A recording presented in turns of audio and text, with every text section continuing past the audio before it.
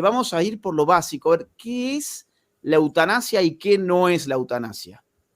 Bien, cuando hablamos de qué es y qué no es la eutanasia es un tema que a veces es mucho más complicado de lo que realmente pueda parecer a simple vista, ¿no? Uno dice, bueno, pero es una definición, ¿qué tan complicado puede ser? Bueno, hay tres formas en las que podemos entender la eutanasia y por supuesto estas tres formas no son mutuamente excluyentes, sino que de cierta forma se acompañan. En el sentido etimológico, la palabra viene del griego de eu bueno, thanatos muerte, por lo que se entendería como una especie de buena muerte, ¿no? Pero no, esto no nos tiene que dejar engañar porque ahí vamos a la segunda definición que tiene que ver con lo que ocurre en la práctica.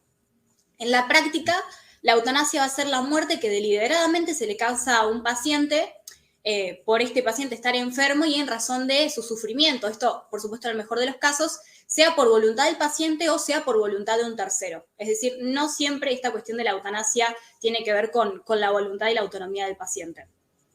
Bien. Bueno, y finalmente, desde la óptica jurídica, entendemos que hay distintas modalidades de eutanasia y estas modalidades justamente son muy, muy importantes porque más allá de todos los discursos y todas las discusiones que podemos tener por redes, en persona, lo que fuera, esto es lo que al fin y al cabo se va a ver reflejado en la ley y es de hecho lo que se ve reflejado en los proyectos de ley que vos bien mencionaste.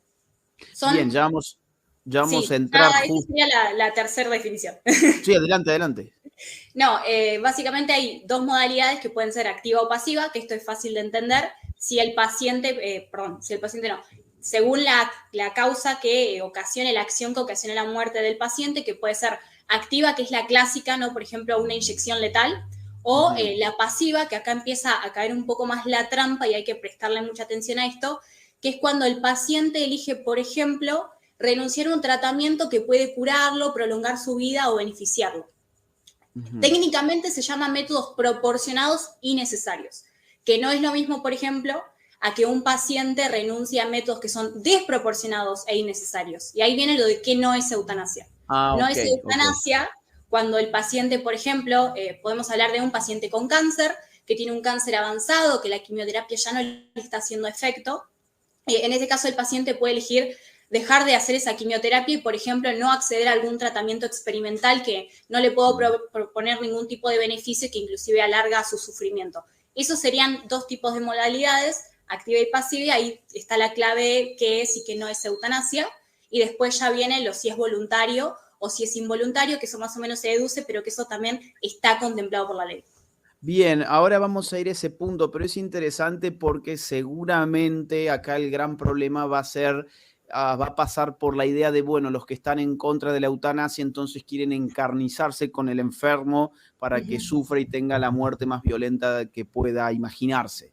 Entonces, esto no es necesariamente así, según me lo estás comentando, es decir, no es eutanasia no someterse a una serie de procedimientos médicos en el caso de un paciente en el cual ya no hay mucho que hacer.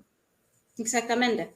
Sí, a veces inclusive se cae en esta falsa dicotomía de que, bueno, pero si no le damos al paciente, entonces eutanasia lo estamos condenando a que sufra, ¿no? Y es una falsa dicotomía de por qué el paciente solo tendría estas dos opciones de sufrir o morir, ¿no? Y en todo caso, realmente la cuestión conceptual en debates tan delicados, no solo en la cuestión de la eutanasia, ¿no? Hay muchísimos otros debates que tienen que ver con la vida de la gente, como puede ser el debate del aborto, en el que tenemos que prestar mucha atención a los conceptos que se utilizan, sobre todo porque después sobre esos conceptos, al no tenerlos bien en claro, es que se nos puede llegar a manipular.